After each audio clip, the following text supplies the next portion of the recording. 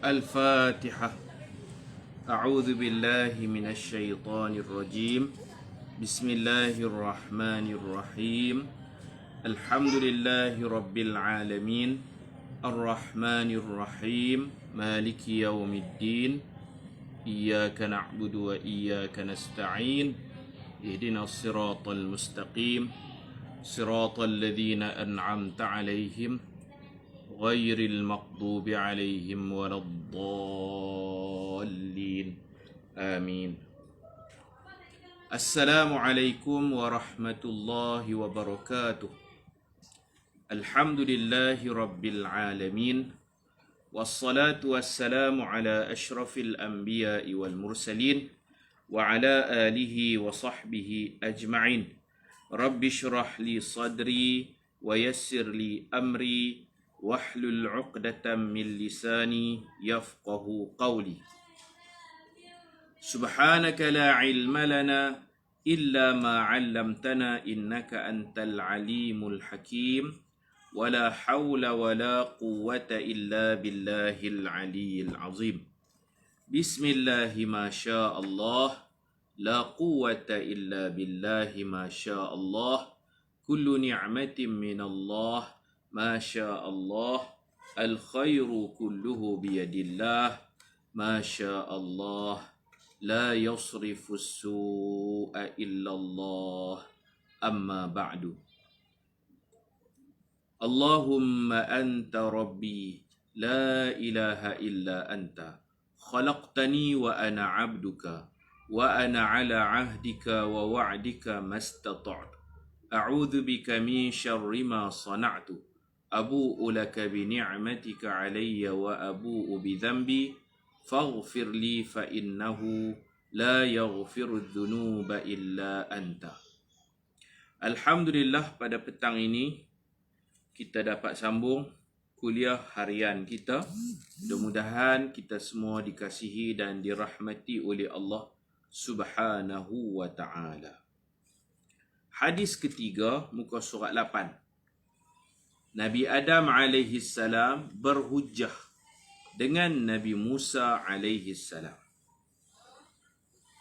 An Umar bin al-Khattab radhiyallahu anhu عن النبي صلى الله عليه وسلم قال: إن موسى قال: يا ربي، أبونا آدم أخرجنا ونفسه من الجنة، فأراه الله آدم، فقال: أنت أبونا آدم؟ فقال: نعم.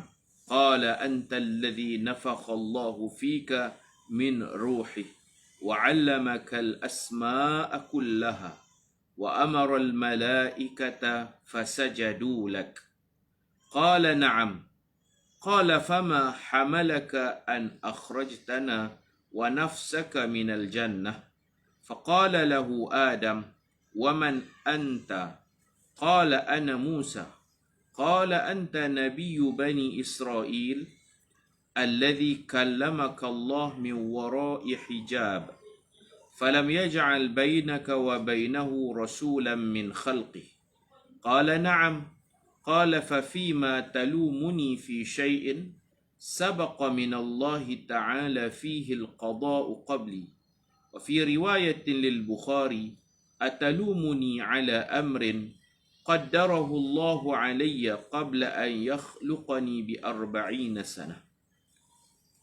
فقال رسول الله صلى الله عليه وسلم عند ذلك: فحج آدم موسى. فحج آدم موسى. رواه البخاري ومسلم وأبو داود. Artinya daripada Umar bin Al-Khattab radhiyallahu anhu, daripada Rasulullah sallallahu alaihi wasallam bersabda. Ini Nabi cerita tentang perdebatan antara Nabi Musa dan Nabi Adam alaihi salam. Rasulullah sallallahu alaihi wasallam bersabda, Nabi Musa berkata, Nabi Musa berdoa kepada Allah dengan nada yang seperti mengeluhlah. Nabi Musa ni banyak diuji oleh Allah.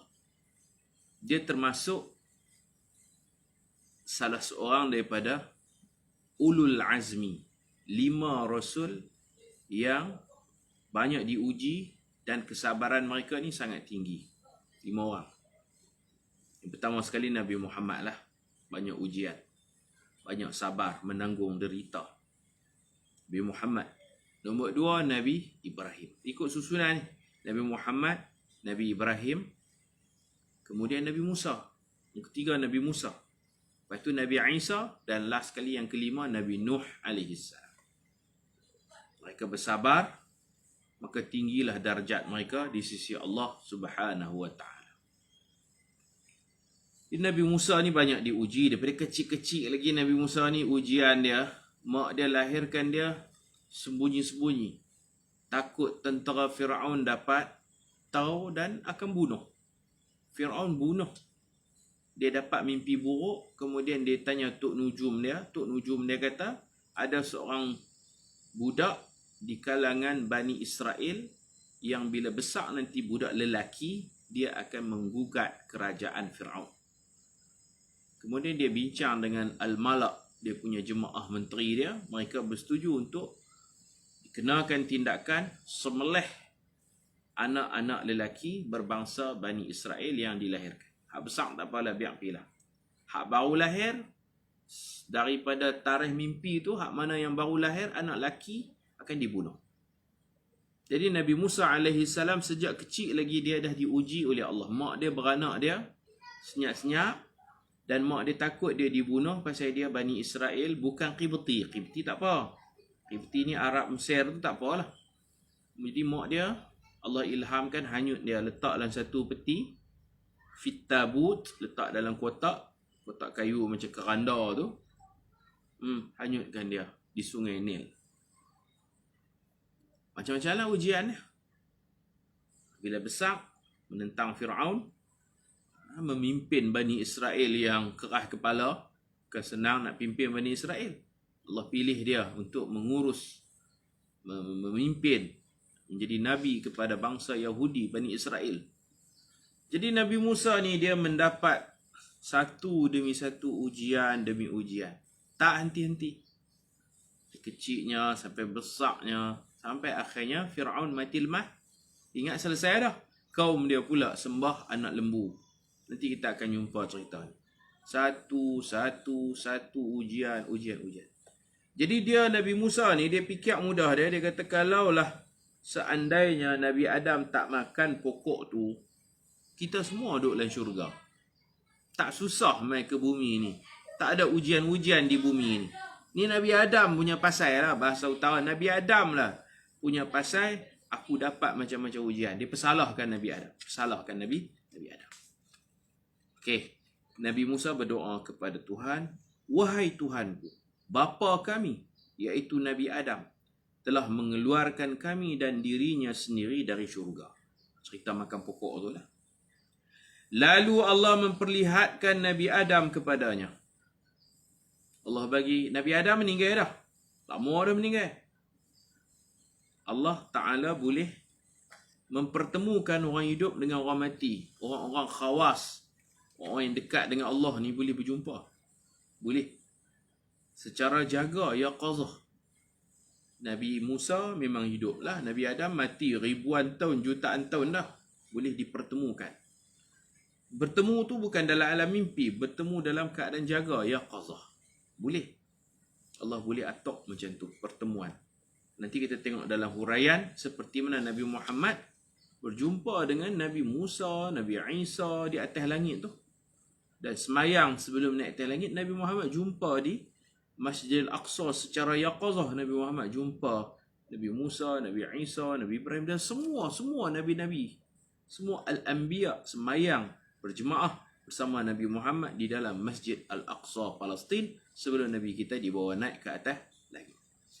Ini dalam bahasa ilmunya dipanggil pertemuan jaga, yaqazah. Ini akidah kita Ahlussunnah wal Jamaah.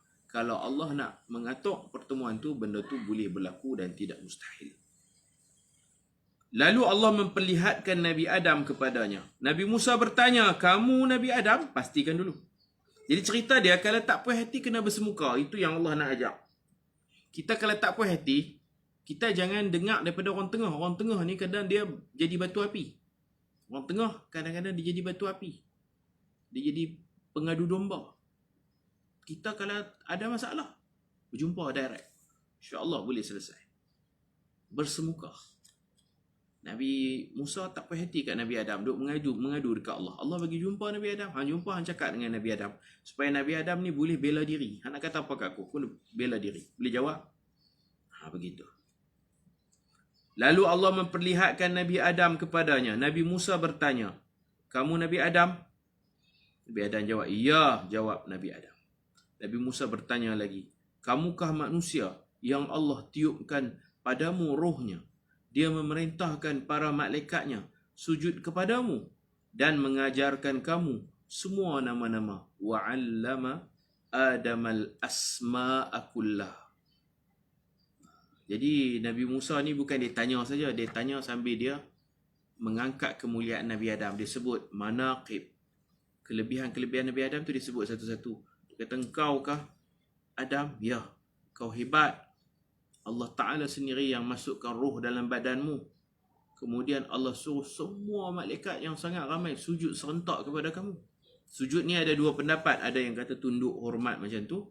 Ada yang kata faqa'u lahu sajidin. Mereka merebahkan diri mereka sujud betul-betul tu. Macam kita sujud semayang tak dai. Ada yang kata tunduk hormat. Inhina. Tunduk hormat kat Nabi Adam. Ada yang kata sujud betul. Tak apalah. Kalau sujud betul pun tak jadi syirik apa. Sebab mereka bukan niat sembah Nabi Adam. Tapi mereka sujud mematuhi perintah Allah. Kalau tak dai pun tak ada salah. Sebab mereka mematuhi perintah Allah. Bukan sujud menyembah Nabi Adam AS. Seperti mana kita kalau ada peluang, kita tawaf, kita cium Hajar Aswad. Cium bukan cium saja, letak mulut tu cium dan letak dahi. Letak mulut, letak dahi di Hajar Aswad. Bukan kita sembah ketui batu tu. Tetapi kita meniru perbuatan Nabi, di mana Nabi disuruh oleh Allah berbuat demikian. Kita kucup dengan mulut, tak dengan dahi kalau dapatlah. Saya pun tak biasa, pasal ramai orang. Senang nak kucup Hajar Aswad. Jadi, itu tidak jadi syirik. Sama seperti kita sujud, kita ada Kaabah di tengah, kita sujud. Kita bukan menyembah Kaabah, tapi kita mematuhi arahan Allah. Fawallu wujuhakum syatrah. Sembahlah Allah syatrah, mengikut arah kiblat, arah Kaabah. Di malaikat semua sujud dekat Nabi Adam. Itu hebatnya Nabi Adam. Lagi apa lagi hebat Nabi Adam? Wa'allama Adamal asma'a kullaha. Allah ajak Nabi Adam semua nama-nama benda dan kegunaannya. Benda ni nama apa, guna dia macam mana. Benda ni apa, guna dia apa. Apa fungsinya, apa fungsinya. Allah ajak Nabi Adam semua benda-benda yang mana malaikat tak tahu. Malaikat bila ditanya ni apa, laptop, dia tak sebut kata ni laptop. Apa kegunaan dia, dia tak tahu.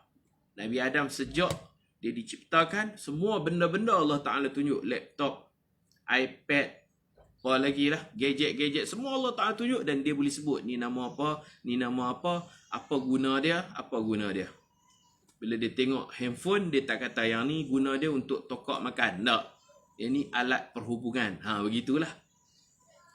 Bila dia tengok laptop, dia tak kata yang ni untuk kita main. Kita lompat-lompat atas dia, atas laptop. Kita pijak dia. Tak. Dia kata ini alat tulis, guna dia untuk type apa semua. Dia boleh sebutlah fungsinya. Maknanya Nabi Adam ni Allah bagi ilmu. Wa'allama Adam. Ilmu tu syarat nak jadi khalifah. Berilmu, bijak, cerdik. Malaikat yang dia tahu, nusabbihu bihamdika wa nuqaddisu lak. Kami ni bertasbih. Kami ni memuji engkau. Malaikat dia orang baik. Malaikat ni makhluk Allah yang baik, suka puji Allah, suka berzikir. Tapi itu bukan syarat nak jadi khalifah macam tu. Baik, Nabi Musa AS dalam tak puas hati kat Nabi Adam tu, dia puji Nabi Adam. Dia mengaku kelebihan yang ada dekat Nabi Adam. Puji dulu, baru tegur. Nabi Adam berkata, ya, betul. Kemudian Nabi Musa bertanya, kenapa kamu mengeluarkan kami dan dirimu dari syurga? Puji dulu baru tanya soalan. Nabi Adam pula bertanya, siapakah kamu? Saya Musa, jawab Nabi Musa AS. Musa bin Imran lah nama dia. Musa bin Imran. Nama penuh. Musa tu dalam bahasa Arab maknanya pisau cukur. Itu makna Musa. Dalam bahasa Arab maknanya apa? Pisau cukur. Jadi kalau orang kata zaman Nabi Muhammad tak ada pisau cukur tu, tak betul lah. Sejak Nabi Musa lagi ada dah pisau cukur. Musa tu sendiri maknanya pisau cukur. Saya Musa, jawab Nabi Musa. Nabi Adam pula puji Nabi Musa. Puji memuji. Nabi Adam berkata, kamu Nabi Musa keturunan Bani Israel. Kamulah orang yang Allah berbicara denganmu tanpa perantaraan. Kan ada ayat Quran, wa kallamallahu Musa taklima. Allah berbicara dengan Nabi Musa dengan sebenar-benar perbicaraan. Nabi Musa mendengar kalam Allah. Ini dibahas panjanglah dalam ilmu Tauhid sifat 20. Sehingga ilmu sifat 20 ni lebih popular dikenali dengan nama ilmu kalam. Ilmu kalam pasal sifat kalam Allah, sifat perkata Allah. Allah bicara dengan Nabi Musa ni, dalil dia dibahas panjang lebar dalam sifat kalam. Pasal ilmu tu, sampai ilmu sifat 20 tu orang tak panggil ilmu sifat 20, orang panggil ilmu kalam. Padahal kalam tu sebahagian daripada 20 tu. Dia satu juzuk daripada 20. Orang tak kata ilmu wujud ke, ilmu apa lagi, ilmu qudrah, iradah, tapi orang panggil ilmu kalam. Pasal perbahasan tentang sifat kalam ni panjang. Kalau ada masa belajar, kena belajar sifat 20 ni. Ada kalam nafsi, ada kalam lafzi, ada kalam nafsani, macam-macam kalam. Kalam Allah yang tidak berhuruf, tidak bersuara. Jadi tak apalah, kita tak sentuh tajuk tu. Yang penting Nabi Musa ni hebat, dia boleh dengar kalam Allah. Boleh dengar kalam Allah. Sampai dipanggil ilmu kalam. Baik. Hebat dia digelar Kalimullah. Musa Kalimullah. Tiada seorang makhluk pun yang dijadikan sebagai utusan antara engkau dan Allah Ta'ala. Nabi Musa berkata, ya betul. Nabi Adam berkata, kenapa kamu ingin mencela aku? Ini baru dia jawab. Nabi Adam berkata, kenapa kamu ingin mencela aku, mengecamku di atas suatu perkara yang sudah terdahulu ketetapan Allah sebelum aku diciptakan lagi. Sebelum Allah Ta'ala cipta aku, Allah daripada azali lah, Allah dah tentukan Allah nak jadikan aku khalifah di muka bumi. Kalau aku tak makan pokok tu pun, Allah kata nak jadikan aku khalifah di muka bumi, aku kena turun. Bukan pasal pokok tu, memang Allah tetapkan kehidupan Nabi Adam dalam syurga ni muaqqat. Ada tempoh waktunya. Sampai waktu tu dia kena turun. Dia kena jadi khalifah mentadbir bumi.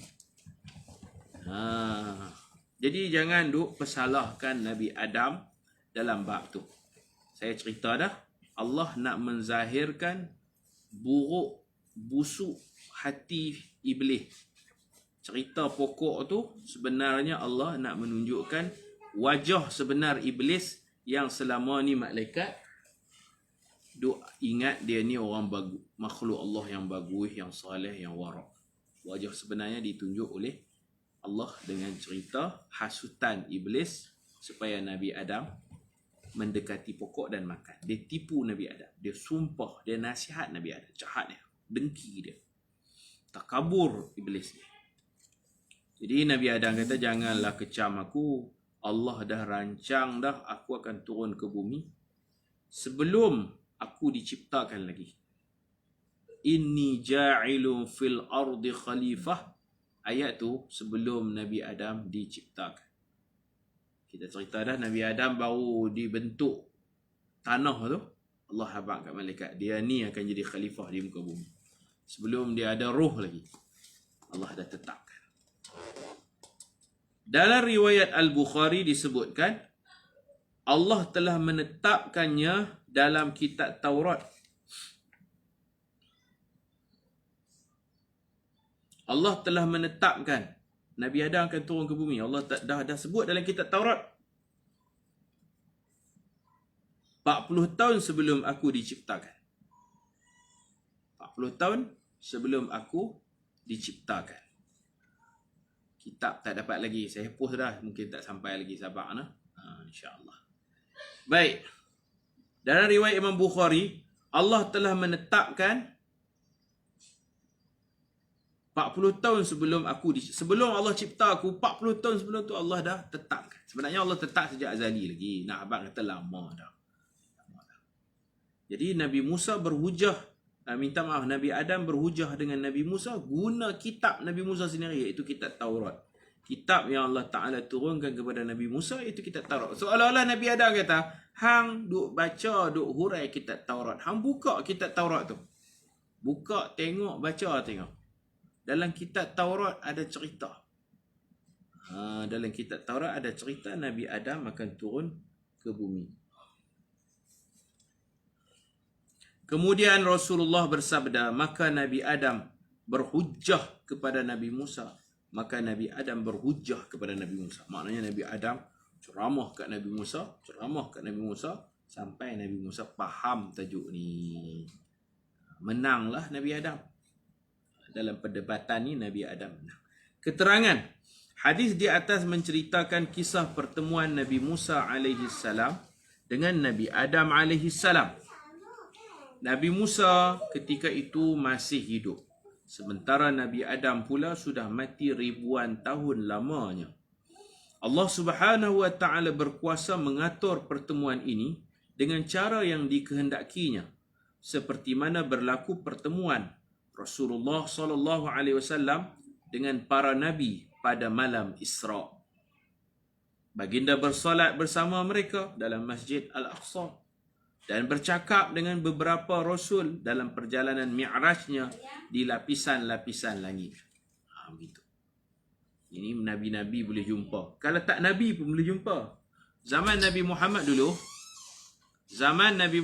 dulu,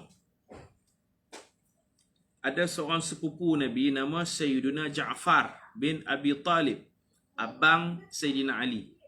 Sayyiduna Ja'far bin Abi Talib, abang Sayyidina Ali.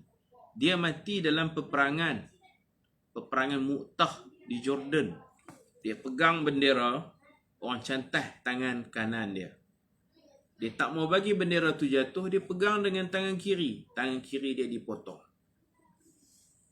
Dia kepit dengan lutut dia supaya bendera Islam ni tak jatuh. Ini maruah. Bendera ni ada sesuatu, nilai. Dia kepit dengan lutut dia. Maka dia dipancung kaki dia dua-dua belah. Akhirnya dia pun jatuh terkorban, mati syahid. Itu Sayyidina Ja'far bin Abi Talib. Syahid dalam peperangan Mu'tah Jordan. Nabi sebut dia ni, nama dia Ja'far At-Tayyar. Ja'far yang ditumbuhkan sayap. Seperti burung. Tayrun, burung. Tayyar yang bersayap. Nabi cerita dekat para sahabat, dia dikebumikan di Jordan. Allah Ta'ala masukkan rohnya ke dalam tembolok burung hijau, terbang dalam syurga. Orang syahid macam itulah. Mati syahid. Baik.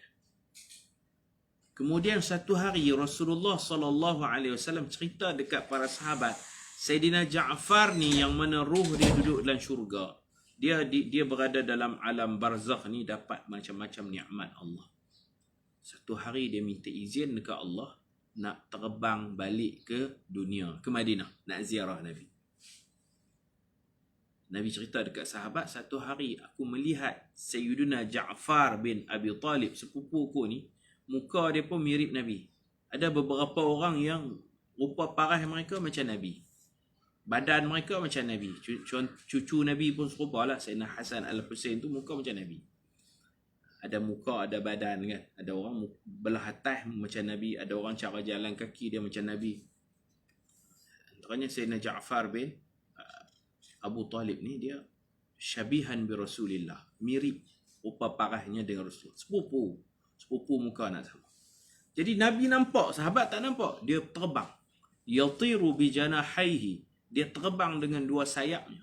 Ma'al malaikah, di escort rombongan malaikat.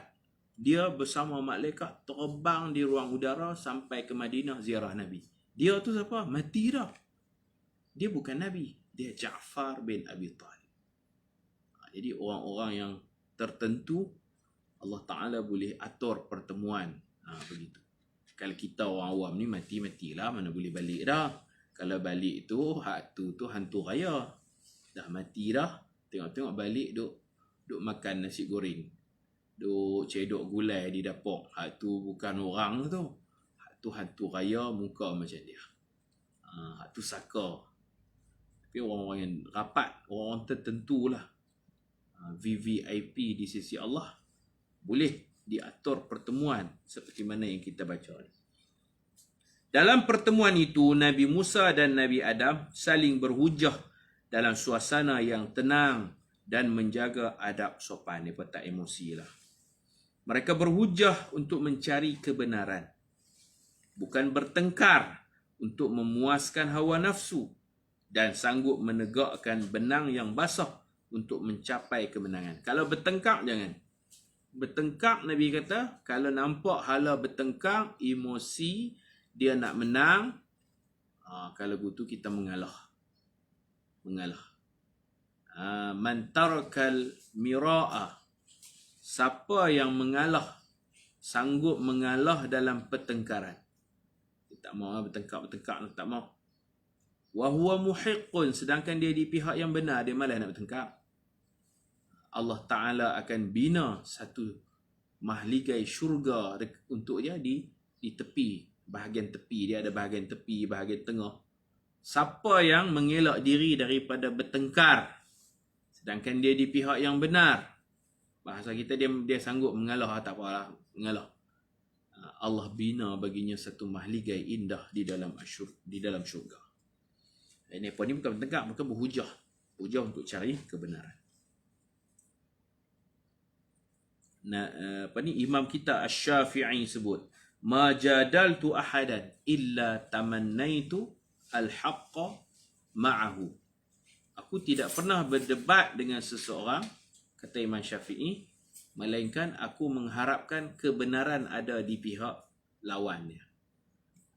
Aku tidak berdebat dengan seseorang, melainkan aku mengharapkan kebenaran ada di pihak lawan tu.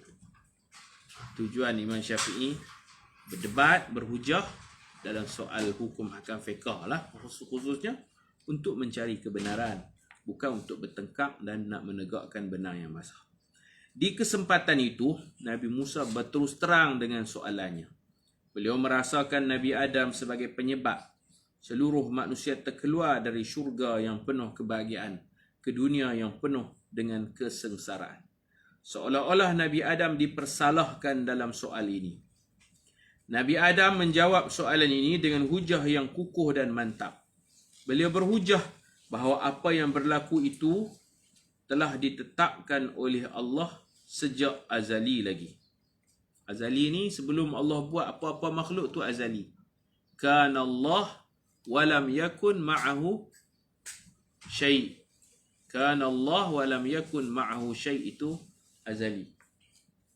Allah belum ada apa-apa lagi. Allah tak buat apa lagi, tu azali. Panggil zaman azali. Lepas tu bila Allah dah mula buat makhluk, dipanggil zaman imkan. Zaman imkan ni Allah cipta makhluk. Mengikut khilaf ulama lah. Ada ulama kata Allah mula cipta ni makhluk apa? Yang first mula Allah Ta'ala cipta Nur Muhammad. Ada yang kata qalam. Dan ada pendapat-pendapat yang lain. Lepas tu baru Allah buat makhluk. Allah dah tetap tu sejak azali lagi. Bahkan ayat berkaitan peristiwa beliau memakan pokok yang dilarang itu sudah termaktub dalam kitab Taurat 40 tahun sebelum Nabi Adam diciptakan. Ayat tersebut juga terdapat dalam Al-Quran. Kita cerita ayat dalam kitab Taurat tu ada dalam Quran. Dalam Quran bunyi macam ni. Surah Taha ayat 121. Wa 'asa Adamu rabbahu faghawa. Maksudnya Adam telah menderhakai Tuhannya. Derhaka ni bukan makna buat maksiat nah. Nabi-nabi maksum. Tak buat dosa kecil, tak buat dosa besar. Nabi-nabi. Adam telah menderhakai Tuhan. Dia rasa macam dia derhaka. Dia rasa dia bersalah. Dia rasa dia berdosa. Padahal dia tak berdosa. Syurga ni tempat kenikmatan.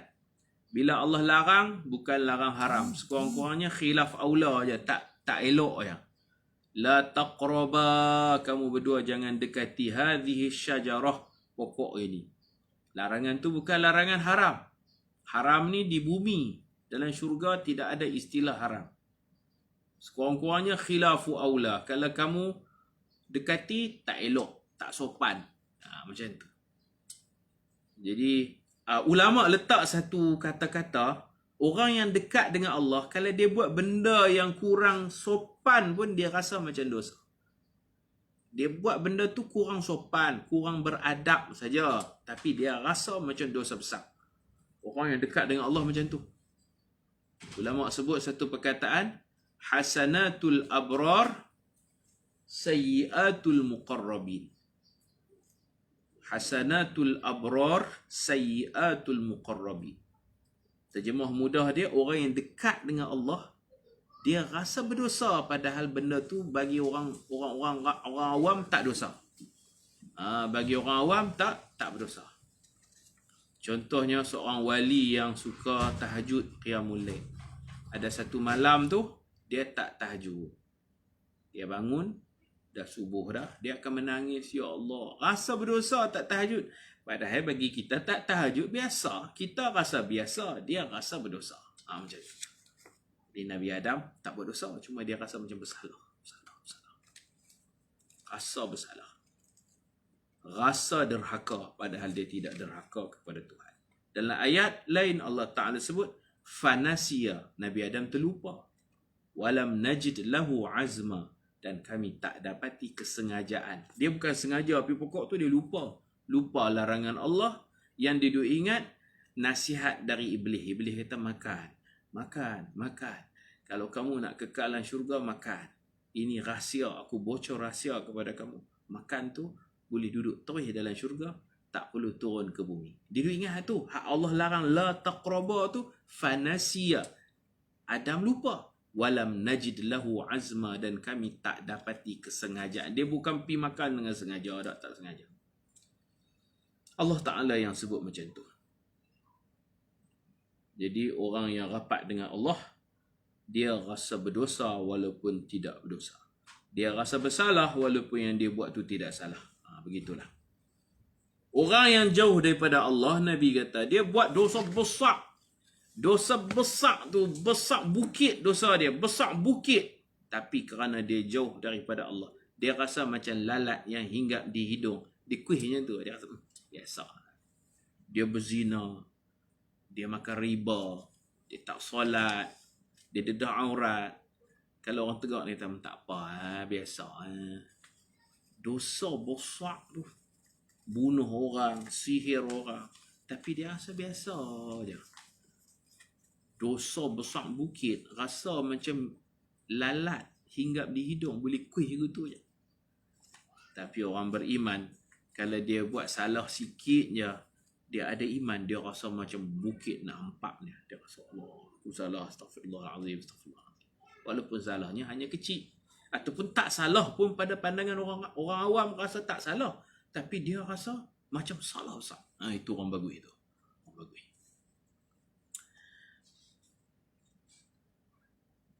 Bukan Nabi Adam yang mengeluarkan dirinya dan zuriatnya dari syurga, tetapi Allah yang mengeluarkannya dan zuriatnya. Kalau duduk dalam syurga, mana boleh dapat zuriat? Dapat zuriat. Dapat zuriat kena main ke bumi. Memakan pokok yang dilarang tidak semestinya akan dikeluarkan dari syurga. Jadi iblis ni dia pandai promosi, dia pandai kempen. Iblis kalau jual ubat memang laku lah. Dia habaq pokok ni, apa khasiatnya, apa dia sumpah wallahi. Dia pandai cakap Nabi. Dia pandai menggiurkan. Pandai promosi. Makan pokok ni. Makan. Kalau tak makan rugi. Aku nasihat ni. Aku nak keluar pada syurga dah ni. Wallahi. Jadi Nabi Adam dan Hawa sebelum makan pokok termakan dulu hasutan iblis.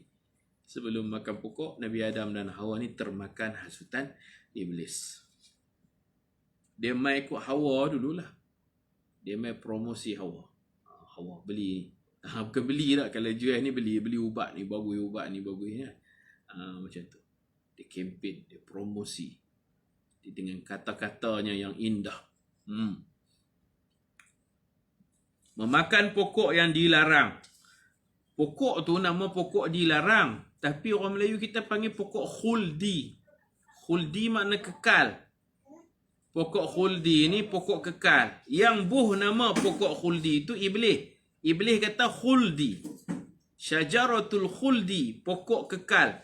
Makna kalau makan tak keluar daripada syurga. Makan tak turun ke bumi. Tengok betapa hebatnya promosi iblis. Sampai sekarang masih orang duk panggil pokok khuldi. Padahal Allah Ta'ala sebut syajaratul muharramah. Pokok yang dilarang. Jangan dekati. Allah labelkan pokok tu jangan dekati. Iblis kata pokok khuldi. Pokok kekal. Makan kekal. Sekarang orang sebut pokok khuldi ke pokok muharramah. Pokok larangan. Orang ramai sebut pokok khuldi. Tutup tirai.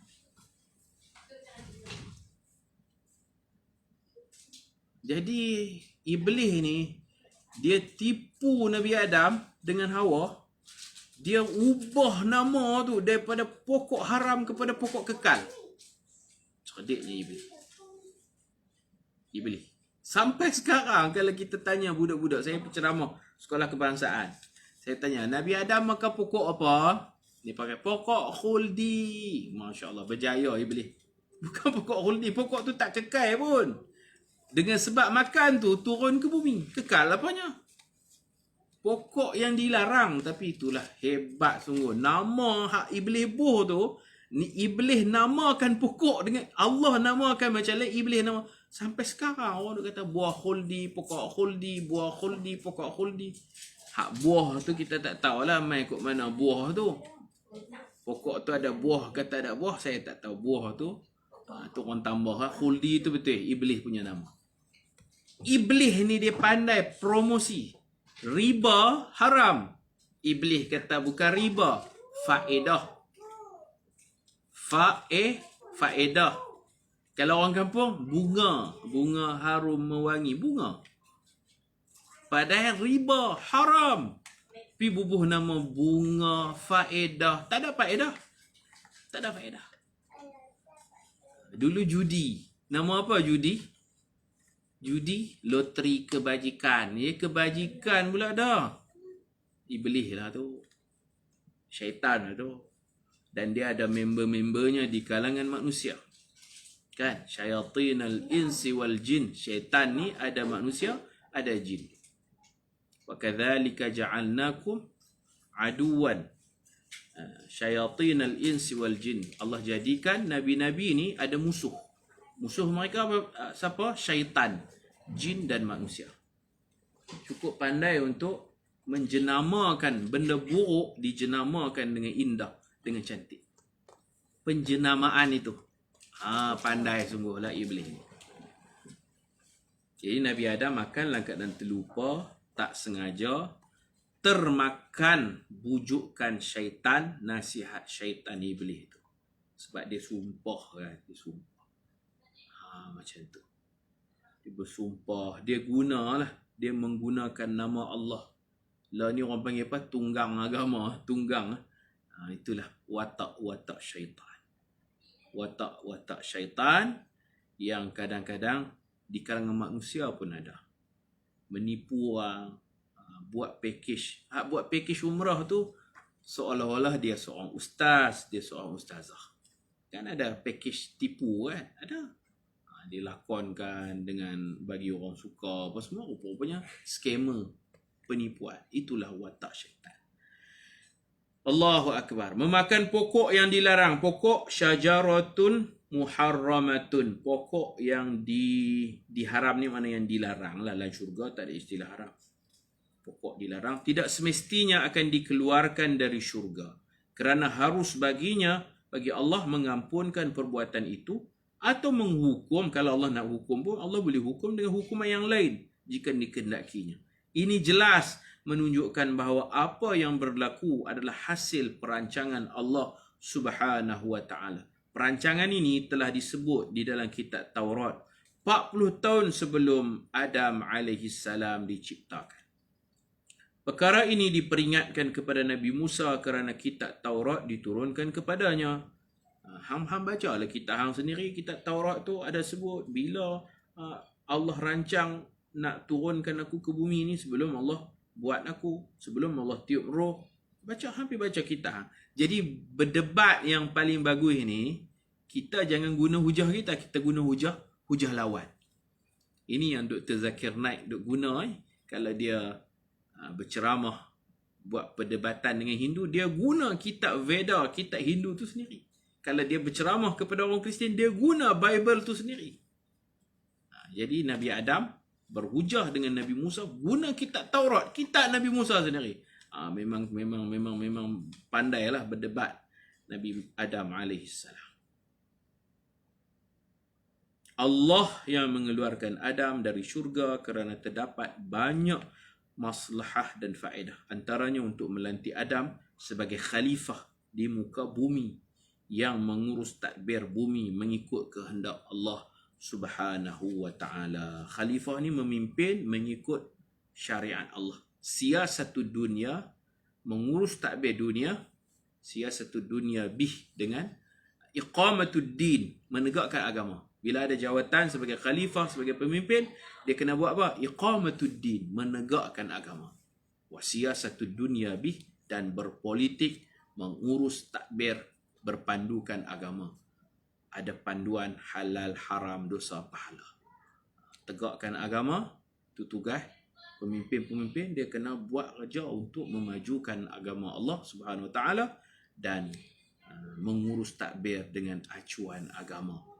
Wallahu subhanahu wa ta'ala alam wa sallallahu ala sayyidina Muhammad wa ala alihi wa sahbihi wa baraka wa sallam. Alhamdulillahi rabbil alamin. Subhanakallahumma wa bihamdika ashhadu an la ilaha illa anta astaghfiruka wa atubu ilaik. Bismillahirrahmanirrahim.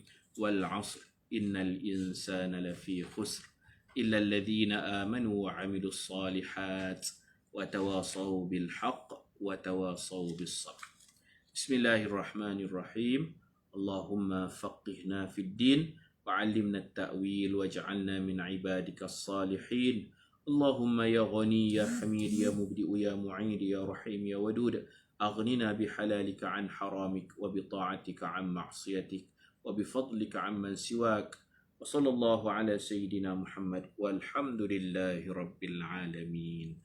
Assalamualaikum warahmatullahi wabarakatuh.